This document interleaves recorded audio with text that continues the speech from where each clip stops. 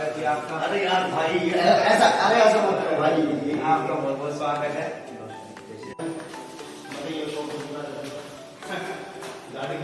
मुझे नहीं लगता था कि मुझे टिकट मिल पाएगी, मैं टिकट लेकर इस ट्रेन में चढ़ पाऊंगा।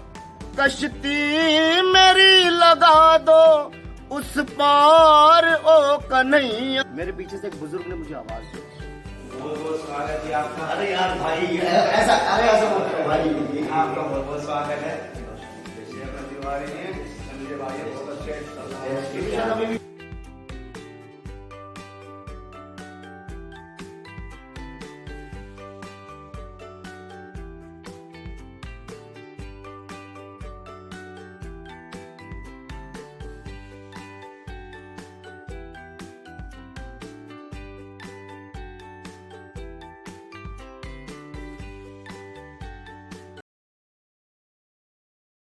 अमित अत्रे एंटरटेनमेंट चैनल में आप सभी का स्वागत करता हूं और आज बड़ा ही खुशी का विषय है और खुशी की बात हमारे लिए कि आज हमारे साथ श्याम जगत के बहुत ही मशहूर गायक श्री नरेश सैनी गुरुग्राम से हैं।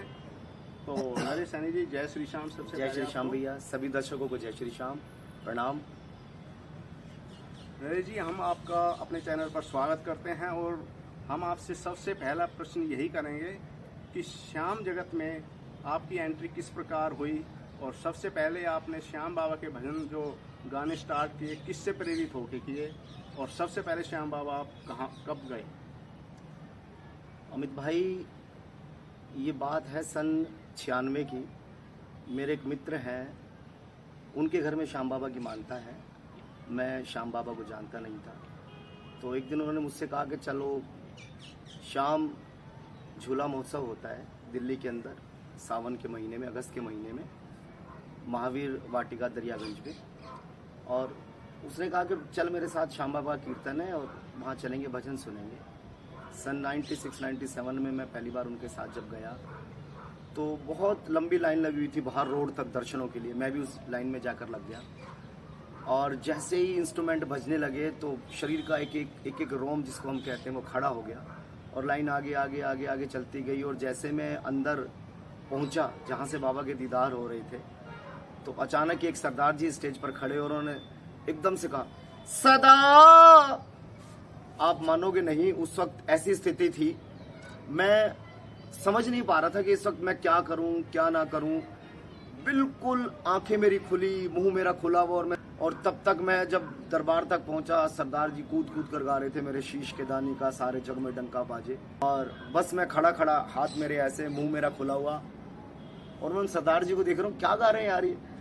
उसके बाद पता चला जी इनका नाम श्री लखबीर सिंह जी लखा है।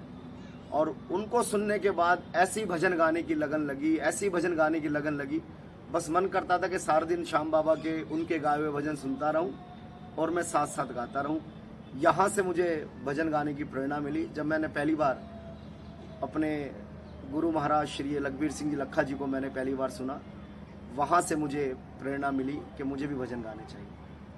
बहुत अच्छा लगा कि आपके गुरु श्री लखबीर सिंह लखा जी हैं और लखबीर सिंह लखा जी एक ऐसा नाम है हिंदुस्तान में, देश में क्या विदेश में भी उनका नाम है और बड़ा ही ये आपके लिए गर्व का विषय है कि वो आपके गुरु हैं। तो नरेश जी, आप एक बात और बताएं कि पूरे भारतवर्ष में आपका गायकी में नाम है, सभी आपको जानते हैं, तो ये जो विशेष कृपा है श्याम बाबा की, ऐसा सुनकर आपको कैसा लगता है? उसके बारे में हमारे दर्शकों को जरूर बताएं, कैसा महसूस होता है आपको? अमित भाई, महसूस तो बहुत अच्छा होता है। आप इस बात को भली बात ही समझ सकते हैं क्योंकि आप खुद एक बहुत अच्छे भजन गायक हैं और आपने भी खूब भारत का भ्रमण किया है।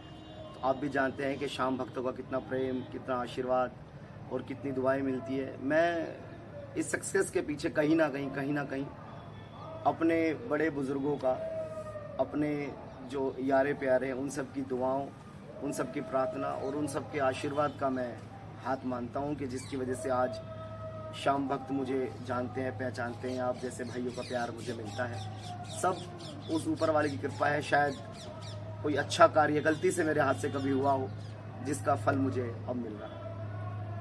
अच्छा सर, एक बात और बताएं कि आपने संगीत की शिक्षा ली या ये गॉड गिफ्टेड है, इस बारे में जरूर बताएं। अमित भाई, मैं जब तक जीऊंगा इस बात का मलाल रहेगा कि मैं कभी कुछ सीख नहीं पाया, क्योंकि जिस वक्त सीखना चाहिए था उस वक्त एक सर पे जुनून सवार था कि भजन गायक बनना है बनना है बनना है, और उस चक्कर में बहुत भागदौड़ मैं करने लग गया। जो सीखने का समय था मैंने वो भागदौड़ में निकाल दिया। उसके बाद हरी कृपा से कार्यक्रम मिलने लग गए, तो फिर ट्रैवल ज़्यादा करना पड़ने लग गया और फिर सीखने का समय मिला ही नहीं था। मैंने सीखा नहीं, ये जो कुछ भी आज मैं गा रहा हूँ सिर्फ देख देख कर और सुन सुन कर मैंने जो सीखा उसी के माध्यम से मैं भजनों को भक्तों के बीच में प्रभु के चरणों में प्रस्तुत करता हूँ। नरेश भाई, जैसा कि आपने बताया कि आपने सीखा नहीं, गॉड गिफ्टेड है, लेकिन मैं आपको एक बात बताना चाहूँगा, बहुत से कलाकार जो सीखने के बाद भी इस मुकाम तक नहीं पहुँच पाते, आपने उस मुकाम को छुआ है, उस मंजिल को पाया है। ये सब श्याम बाबा की कृपा है, आपके जो माता पिता हैं उनका आशीर्वाद है, आपके गुरुजनों का आशीर्वाद है, और ये आपका भाग्य है और ये आपकी मेहनत है।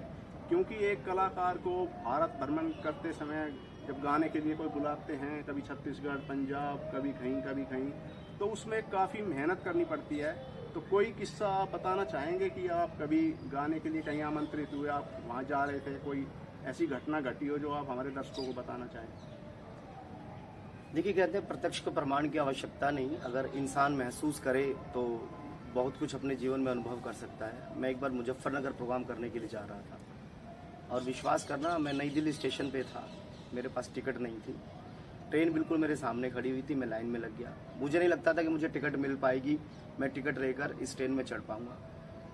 मेरे पीछे से एक बुजुर्ग ने मुझे आवाज़ दी, बेटा कहाँ जाओगे? मैंने कहा मुजफ्फरनगर। क्षमा चाहें, मेरे आगे खड़े हुए थे वो और मैं बड़ा परेशान था। उन्होंने पूछा कहाँ जाओगे? मुजफ्फरनगर। उन्होंने कहा मेरे आगे आ जाओ। मुझसे 2-3 आगे थे वो, मैं उनके आगे लगा और मैं किसी तरह टिकट खिड़की पर पहुंच गया। मैंने टिकट ली, ट्रेन के ऊपर पहला कदम रखा था अमित भाई, और मैंने पीछे मुड़ के, मेरे पास इतना समय नहीं था कि मैं उनका शुक्रिया अदा कर दूं क्योंकि ट्रेन चल पड़ी थी। मैंने पीछे मुड़ के जैसा उनका शुक्रिया अदा करने के लिए घूम कर देखा तो बुजुर्ग वहाँ पर नहीं थे, और उस वक्त मुझे एहसास हुआ कि संसार में भगवान है और कहीं ना कहीं अपने भक्तों की मदद करने के लिए वो ज़रूर आते हैं। मैं तो खैर अपने आप को भक्त नहीं कहूँगा, मैं उस लायक नहीं हूँ, लेकिन बहुत बार मेरे साथ ऐसा हुआ। उन्हीं चमत्कारों में से एक चमत्कार मैं आपको बता रहा हूँ कि साक्षात श्याम बाबा आए, मुझे टिकट दिलाया, ट्रेन में चढ़ाया और अंतर्ध्यान हो गया। बहुत बढ़िया नरेश जी। अच्छा सर, आप हमारे दर्शकों को कुछ सुनाना चाहेंगे? क्योंकि आपकी आवाज़ जो आपके गुरुजन हैं लखा जी, उनसे काफ़ी मैच करती है, ऐसा सभी जानते हैं श्याम जगत में। तो आप 2 लाइन हमारे दर्शकों को अगर सुनाना चाहें श्याम बाबा के भजन की। बस प्रभु के चरणों में इतनी प्रार्थना है कि पहले भी आपकी शरण में था, आज भी आपकी शरण में हूँ, और जब तक मैं जीवित रहूँ, हे मेरे श्याम, हे मेरे प्रभु, मुझे अपनी शरण में रखना। और इन 2 लाइनों के माध्यम से मैं आपके तमाम दर्शकों से यही कहना चाहूँगा कि मैं तो गाऊँ, आप भी कभी मौका मिले तो श्याम के चरणों में, जो भी आपका इष्ट हो उसके चरणों में कहें, मैं हूँ शरण में तेरी संसार के रचैया, हो कश्ती मेरी लगा दो, हो कश्ती मेरी लगा दो उस पार ओ कन्हैया, मैं हूँ शरण में तेरी संसार के रचैया। क्या बात है, एक बार नरेश जी के लिए जोरदार तालियां हो जाएं। बड़ा ही सुंदर आवाज़ नरेश जी की। और नरेश जी, श्याम बाबा के भजनों के अलावा हमको पता चला कि आप रामलीला से भी कनेक्टिंग हैं, और रामलीला के बारे में कुछ बताएं कि कौन सी रामलीला से आप जुड़े हुए हैं और किस पद पर हैं आप वहाँ। और हमको एक विशेष बात पता चली है कि आपने राम का अभिनय भी बहुत सालों तक किया है, उस बारे में हमारे दर्शकों को बताएं। क्योंकि श्याम जगत में ये तो मशहूर है कि आप बहुत अच्छे श्याम बाबा के भजन गायक हैं, लेकिन शायद बहुत से दर्शकों को इस बारे में नहीं पता होगा रामलीला के बारे में, तो इस बारे में आप ज़रूर बताएं। अमित भाई, बिल्कुल सही सुना है आपने। देखिए, फिर बात आती है बड़ों के आशीर्वाद की। ये सब संस्कार जो होते हैं हमको हमारे परिवार से मिलते हैं, हमारे माता पिता से मिलते हैं। और मैं इससे पहले कि अपने बारे में कुछ बताऊं, मैं सभी दर्शकों से अनुरोध करना चाहूँगा कि आप सब अपने बच्चों को श्री राम जी के बारे में, श्री श्याम जी के बारे में, हमारी जो सनातन धर्म सभ्यता है, संस्कृति है, उसके बारे में अवश्य बताएं, बजाय आजकल के मॉल के कल्चर के बारे में। जब बच्चे मॉल घूमने के लिए, डिस्को जा रहे हैं, इन सब चीज़ों को छोड़कर अपनी सभ्यता के बारे में ज़रूर बताएं। रही बात मेरे राम के अभिनय की, सन 98 में मैं पहली बार मैंने राम का किरदार रामलीला के अंदर निभाया। गुड़गांव की एक बहुत प्रतिष्ठित रामलीला क्लब है जिसका नाम है बाबा श्री सिद्धेश्वर रामलीला कमेटी, और कुटियावाली के नाम से हम सब उसको जानते हैं। सोना चौक पर सिद्धेश्वर मंदिर है जिसमें श्याम बाबा की प्राण प्रतिष्ठा भी है वहाँ पर। और कंटिन्यू मैंने सन 98 से लेकर और 2014 तक भगवान श्री राम का किरदार निभाया। इसके लिए भी मैं माता पिता का कहूँगा कि आशीर्वाद ही था मेरे साथ, या प्रभु की कृपा थी जो उन्होंने मुझे इस काबिल समझा, मुझे अपनी सेवा करने का मौका दिया। उसके बाद कार्यक्रमों में कुछ व्यवस्था नहीं बन पाई, मैं व्यस्त रहने लगा, मुझे राम का किरदार जो था वो छोड़ना पड़ा। 4 साल रामलीला के अलग रहने के बाद फिर भगवान श्री राम को लगा कि नहीं, नरेश से फिर दोबारा सेवा लेनी चाहिए, वो मेरी सेवा से दूर भाग रहा है।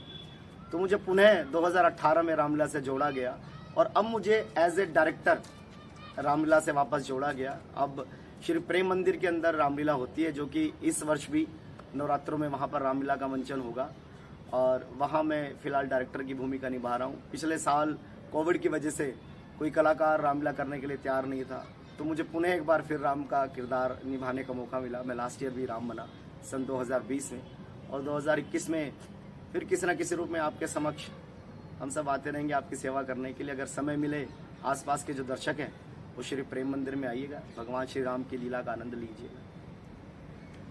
नरेश जी, राम का अभिनय करते हुए आपको कौन से दिन का पात्र आपको ज़्यादा अच्छा लगता है? लक्ष्मण मूर्छा, राम वनवास। आप दर्शकों को कोई डायलॉग सुनाना चाहेंगे जो आपके दिल के बहुत करीब हो, या कुछ सुनाना चाहेंगे जो आप मतलब बहुत ज़्यादा पसंद करते हो? रामलीला के अंदर मैं जब से राम जी का किरदार निभाने लगा, मैं अगर अपने नज़रे से देखता हूँ तो पूरी रामलीला को मैं एक तरफ रखता था, और एक गाना है राम जी का जो वनवास के समय राम जी गाते हैं, मैं उस गाने को एक तरफ रखता हूँ। वो गाना मेरे दिल को बहुत छूता है और मैं जब भी उस गाने को गाता हूँ, बिगना रामलीला के भी, मैं बहुत भावुक हो जाता हूँ।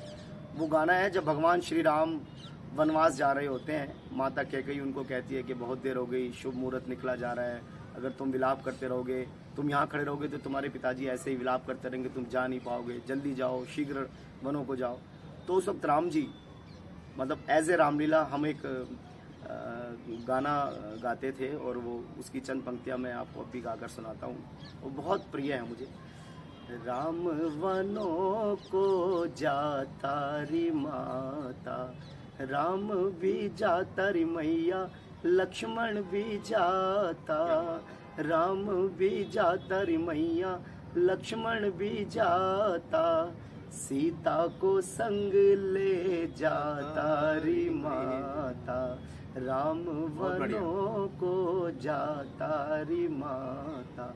उसमें एक अंतिम पंक्ति आती है जो सबसे ज़्यादा भावुक और सबसे ज़्यादा मैं समझता हूँ कि अगर दिल से कोई इंसान रामलीला देख रहा होगा वो अपने आप को रोने से नहीं रोक पाएगा। वो पंक्ति है, जिंदा रहे तोरी मैया आन मिलेंगे, जिंदा रहे तोरी मैया आन मिलेंगे, काल सभी को खाता री माता, राम वनों को जाता री माता। ये वो सॉन्ग, ये वो गाना जो मुझे राम के किरदार में सबसे ज़्यादा पसंद था, पसंद है, और जब तक जीऊँगा रहेगा। और एक डायलॉग पर्टिकुलर जो भगवान श्री राम, जिनको हम मर्यादा पुरुषोत्तम भगवान श्री राम कहते हैं, उनकी मर्यादा को सार्थक करता है। वो डायलॉग जब पंचवटी में शूर्पणखा भगवान श्री राम के सामने विवाह का प्रस्ताव रखती है, तो भगवान श्री राम उसको बहुत समझाते हैं। एक बार भाई छोटे लक्ष्मण के पास भी भेज देते हैं, लक्ष्मण जी पुनः राम जी के पास भेज देते हैं, शूर्पणखा नहीं मानती। तब भगवान श्री राम उनको बड़े प्रेम से समझाते हैं कि हे देवी, हम कुंवारे नहीं विवाहित हैं, फिर एक नारी व्रत रखते हैं, अपनी को छोड़ अन्य सबको माता और बहन समझते हैं, अतएव तुम्हारी आज्ञा यह पालन कर सकते कभी नहीं, हम आर्य पुरुष हैं, आर्य धर्म खंडित कर सकते कभी नहीं। क्या भगवान श्री राम की 2 पंक्तियां बहुत सुंदर। पूरे रामायण में तो खैर सब कुछ ही सुंदर है, पर यहाँ पर आकर लगता है कि वाकई में मर्यादा पुरुषोत्तम जो हम कहते हैं वो सार्थक है। उन्होंने सिवाय सीता मैया के कभी किसी स्त्री को निहारा भी नहीं। बोले राजा रामचंद्र महाराज की जय हो। अमित अत्री एंटरटेनमेंट चैनल में आज नरेश सैनी भैया ने, जो कि हमारे मित्र भी हैं गुरुग्राम से, इन्होंने अपना कीमती समय दिया। इसके लिए हम नरेश भाई का दिल से आभार प्रकट करते हैं। और जाते जाते हम नरेश भाई को कहेंगे कि अगर आप हमारे दर्शकों को कोई संदेश देना चाहते हैं तो ज़रूर बताएं। देखिए, एक संदेश मैं देना चाहूँगा, धर्म के कार्य से जुड़िए, धर्म के कार्य में लगिए।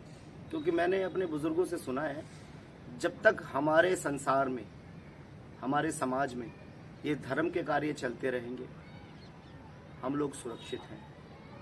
पीछे आपने देखा होगा सुनामी आई, कभी भूकंप आता है। ये प्रलय जो कलयुग खत्म होने के बाद आनी है, सतयुग से पहले, ये उसके छोटे छोटे ट्रेलर हैं। और ये सृष्टि क्यों रुकी हुई है? जब तक ये धर्म कर्म के कार्य चलते रहेंगे, ये सृष्टि रुकी रहेगी। बाकी आप कहीं भी किसी भी भजन के कीर्तन के प्रोग्राम में जाएं, आप 5 मिनट के लिए जाएं, ये मैं कीर्तनों में भी बात बोलता हूँ, वो 5 मिनट केवल आप प्रभु के लिए जाएं। किसी सिंगर को देखने ना जाएं, किसी व्यक्ति विशेष को सुनने ना जाएं। आप जाएं कि मैं प्रभु का भजन करने के लिए जा रहा हूँ, 5 मिनट के लिए जाएं, इत्मीनान से बैठें। और जब कीर्तन में से उठें, आप चुपचाप उठकर बजाय किसी के दूसरे को आवाज़ मारने के तू भी चल तू, ये सब चीज़ें ना किया करें कीर्तन में। और एक और अमित भाई, मेरी रिक्वेस्ट है सभी दर्शकों से, हम एक गलत ढर्रे पर चल गए हैं। आज हम क्या कर रहे हैं उसमें मैं अपने आप को भी रखूँगा। हम किसी व्यक्ति विशेष को बाबा बनाने की कोशिश कर रहे हैं, भगवान बनाने की कोशिश कर रहे हैं। हमें बाबा को बाबा ही रहने देना चाहिए। और जो इंसान है उसको इंसान ही रहने दो, चाहे वो कितना ही बड़ा सिंगर क्यों ना हो। आप उसको एज एक, उसमें मैं भी हूँ, as a singer, as a इंसान उसको आप ट्रीट करें। उसको आप इतना मान सम्मान ना दें कि वो अपने आप को बहुत प्राउडी फील करना लगे और अपने आप को बाबा के बराबर में बैठाकर और बाबा के समकक्ष समझने की कोशिश करें। मैं नाम नहीं लूँगा किसी का, लेकिन कई जगह मैंने अनुभव किया है। और इसके पीछे कहीं ना कहीं हम सब प्रेमियों का हाथ है, जो हम इतना ज़्यादा उनको हाईलाइट करते हैं या इतना ज़्यादा उनको मान सम्मान करना चाहिए, लेकिन इतना नहीं कि आदमी प्राउडी हो जाए और उसके बाद फिर आप सब लोग देखते हैं कि फेसबुक पे और व्हाट्सएप पर फिर क्या चल लगता है, कोई किसी की पोल खोल रहा है। तो आप ईश्वर को ईश्वर रहने दें, इंसान को इंसान रहने दें। इसमें आपका भी कल्याण है और हमारा भी कल्याण है। बहुत बहुत धन्यवाद नरेश भाई। और अमित अत्री एंटरटेनमेंट में बातें दिल से दिल तक एपिसोड में आज हमारे साथ थे नरेश सैनी जी गुरुग्राम से, श्याम बाबा के बड़े ही सुंदर गायक। और मैं चाहूँगा कि आप वीडियो को शेयर करें, लाइक करें, कमेंट करें। और अभी तक जिन दर्शकों ने अमित अत्री एंटरटेनमेंट चैनल को सब्सक्राइब नहीं किया है तो सब्सक्राइब करें। अगर कोई भी भाई, कोई भी बहन अगर अपने मन के दिल के विचार रखना चाहते हैं, बातें दिल से दिल तक एपिसोड में जुड़ना चाहते हैं, तो हमसे संपर्क करें। नरेश भाई, आपका बहुत बहुत से आभार, आपका बहुत शुक्रिया। बोलिए श्याम तारे की जय, बोलिए हारे के सहारे की जय।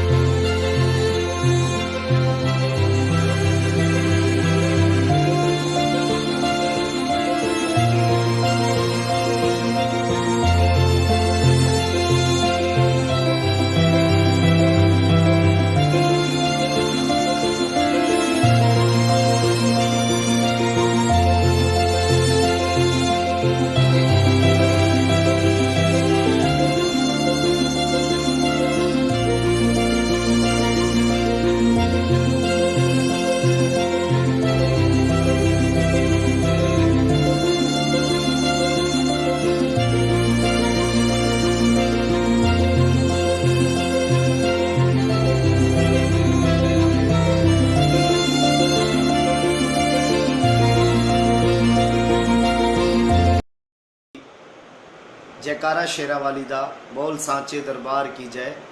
हर हर महादेव। प्रेमियों, मैं गुरुग्राम से नरेश सैनी आशा करता हूं कि आप सब अपने घर में परिवार सहित कुशल मंगल से होंगे। प्रभु की कृपा से आप सब स्वस्थ होंगे, यही मैं प्रभु के चरणों में प्रार्थना करता हूं।